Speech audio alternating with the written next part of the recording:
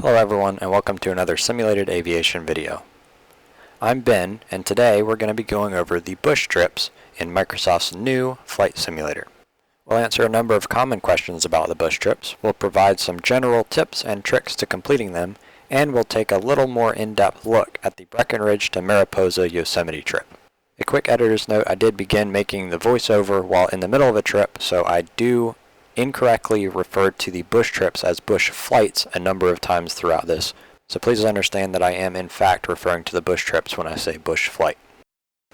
So I think the first question that most everyone is probably going to have, but probably knows the answer inherently anyway, is can you stop your flight and then resume it later on? The answer is yes. So if you land at the airport that is the destination for your leg, then you can exit to the main menu, go on a different flight, completely close the game, come back the next day, a week later, whatever, and your progress will be saved. You'll be sitting at the same airport and you can restart from right where you were, on the runway, on the ramp, wherever you stopped the flight at.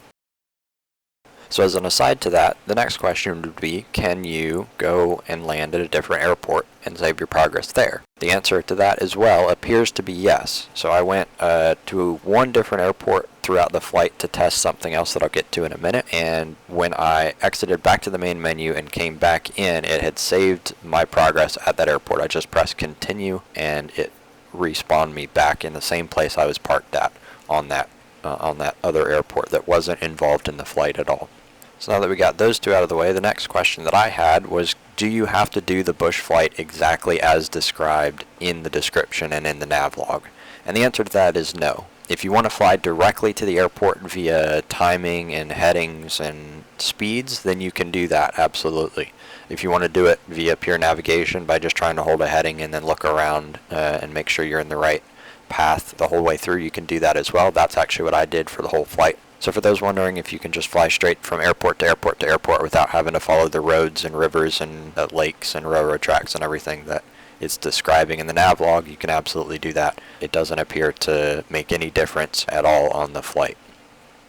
So the next question that I think a few people will have either once they start the flight or if they're a little bit more planning oriented before they start the flight, it involves fuel. Can you run out of fuel? If so, how do you refuel? Where can you refuel, etc.? So the answer to the first question is yes, you can indeed run out of fuel, and I did test that a few minutes ago while making this video.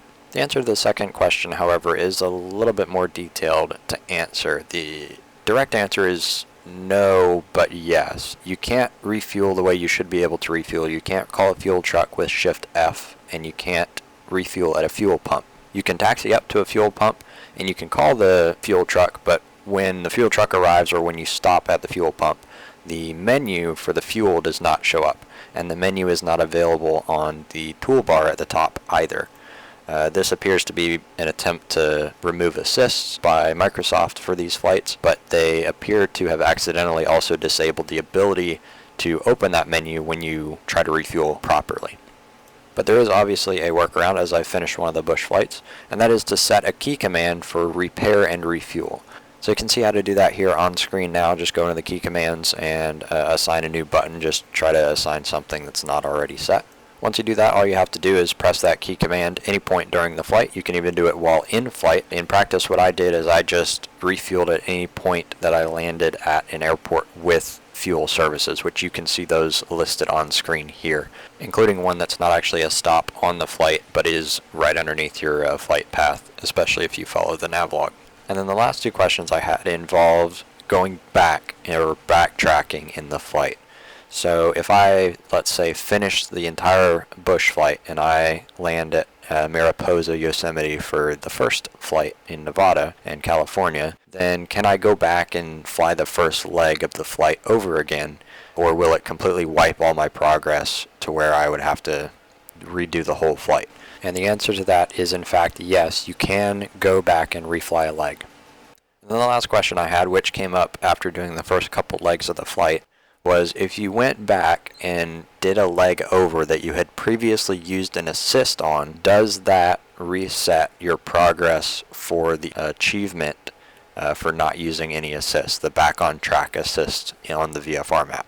So for example, if I use the back on track assist in the first leg of the flight, can I go back and restart just fly that one leg, not use the assist at all on that leg, does that give me the achievement for the flight, or do I have to do the entire thing from start to finish all the way through in one shot without using the assist at all? The answer to that in testing is yes, you have to fly it consecutively without assists to get the achievement.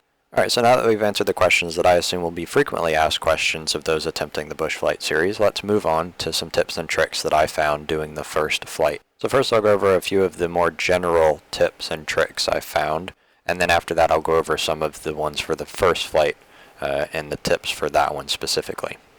So first and foremost, as I've basically already mentioned, fuel is a big key to completing these flights, and as I mentioned, just set a hotkey for that, and that's a good workaround until Microsoft can patch that in a future update, hopefully. The next tip that I have is fly the bush flights how you want to fly. If you want to fly following the nav log, that's perfectly acceptable. You can absolutely do that. I will advise you that it's going to be longer because you're going to have to follow VFR references more directly is how they're describing you to do it. Having said that, I flew almost exclusively direct from a departure airport to the arrival airport. Now I accomplished this in a number of different ways. The first way is by finding a heading from the departure airport to the arrival airport and trying to fly that heading as best as I can. Now you can't rely on this exclusively because you'll drift throughout each flight left or right a little bit due to wind or just getting off course because there's not an autopilot in every aircraft for the series. Having said that, it is the primary method I used to make sure that I was on the right track initially, and then once I was in flight, then I would start looking for visual references on the ground, a mountain, a hill, or anything like that. The second tip I have is to use a VFR sectional chart. As you can see on screen here, I'll provide a link to the flight plan in the description below. And what this does is it allows you to look for visual references on the ground and cross-reference those with your flight path. So you look at the magenta line or the pink line and you make sure that you're roughly on that track by looking down and finding references as you fly over them. So using a heading from departure to arrival and using a VFR sectional chart will get you most of the way through these flights without much of a problem from my experience. However, if you still have problems finding where you are or finding the airport, then you can use Bing satellite maps and cross-reference your position over the ground to the satellite imagery given there. I used this on probably 2 different legs on the first bush flight because we're flying over a desert and there's a lot less visual landmarks to look for there. The next tip I have involves VFR sectional charts. Now not all the airports on the bush flight series, at least in the first bush flight, are included on the VFR sectional charts provided as SkyVector. So with this in mind, you may have to look around on the sectional chart to find the town that's nearby or the city or whatever in order to find the airport, particularly the small grass and dirt fields on the first flight. Now I have done this and provided a link in the description for the first bush flight, but I haven't, as of making this video, flown the second or third one, so I haven't made the map or the sectional flight plan for those yet on SkyVector. So I may update the description later on if I make those, but the first one is at least available for you now. And the final general tip I have for the bush flight series is to have fun and enjoy the view. The scenery in the sim is absolutely amazing, and there's some really cool visual landmarks that I won't spoil that if you keep your eye open, you'll definitely spot.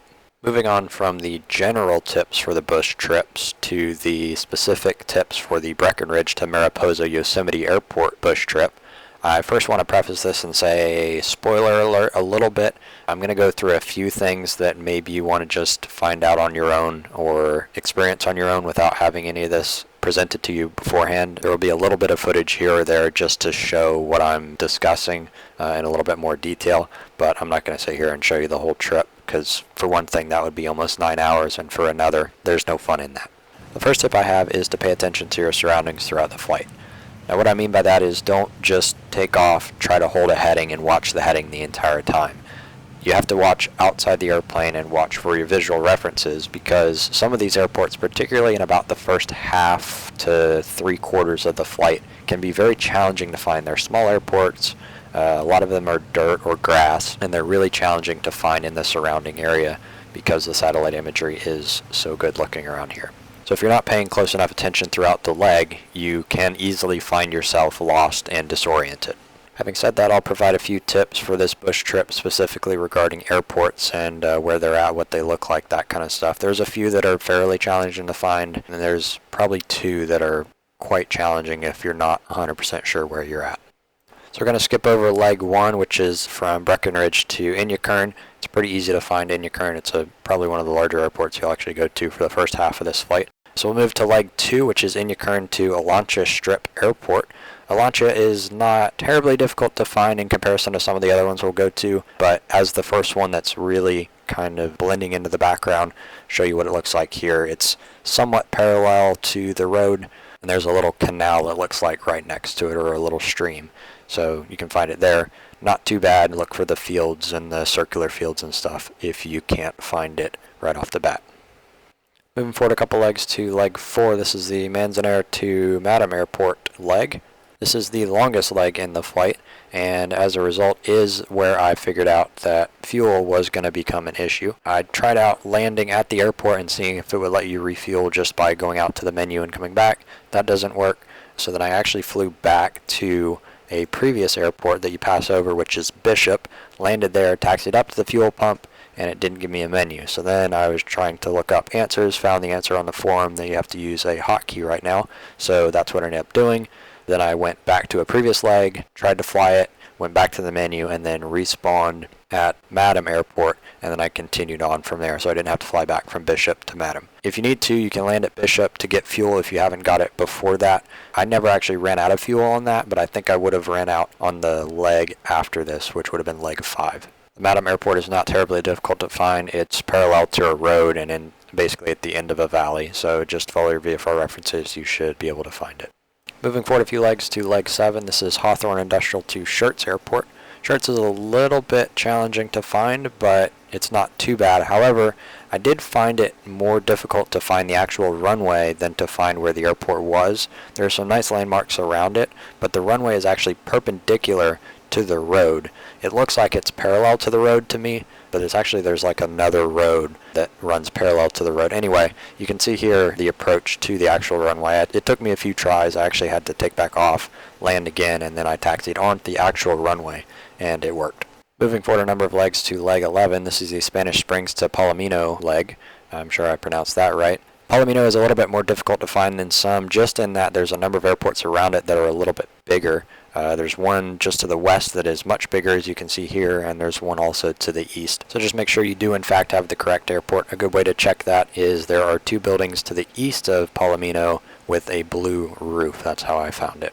Skip forward a couple of legs here to leg 13. This is the Herlong to Black Rock City Airport leg. Black Rock City Airport is a little bit more difficult to find than some because it is dirt in the middle of a desert. However, if you can find Black Rock City where Burning Man Festival is held, then it's just south of that. Not too difficult to find in the grand scheme of things. Moving forward just one leg to leg 14, heading to Lackerman Ranch. This is probably the most difficult airport to find, in my opinion, in this bush trip. The only real visual reference you have for this airport is a couple of fields just next to the runway, but the runway is very difficult to spot, but you can see it here on the video now. You might just have to spend a few extra seconds looking around the area for the airport. Skipping ahead to leg 18, this is the Susanville Municipal to Bodad Airstrip leg. Bodad is a little bit more difficult to find than some of the others, but not the most challenging in my opinion. Bodad is in a bit of a valley, but is next to a stream, so that makes it a little bit easier to find, and you can see it here on screen. Not too bad, just a little bit tricky. And to jump to the very end on leg 25, the leg into Mariposa-Yosemite, choose a altitude wisely. If you climb up above the mountains up to about 11,000 feet or so, you tend to get icing as there's some clouds up there, at least in my flight. I believe it's the same for everyone. So if you get the icing, you have to descend down back into the valley, turn the heater on, all that kind of stuff. So in any case, you can climb up above the mountains, but just be careful of icing. Otherwise, you can follow the valley. It's a beautiful leg of the trip.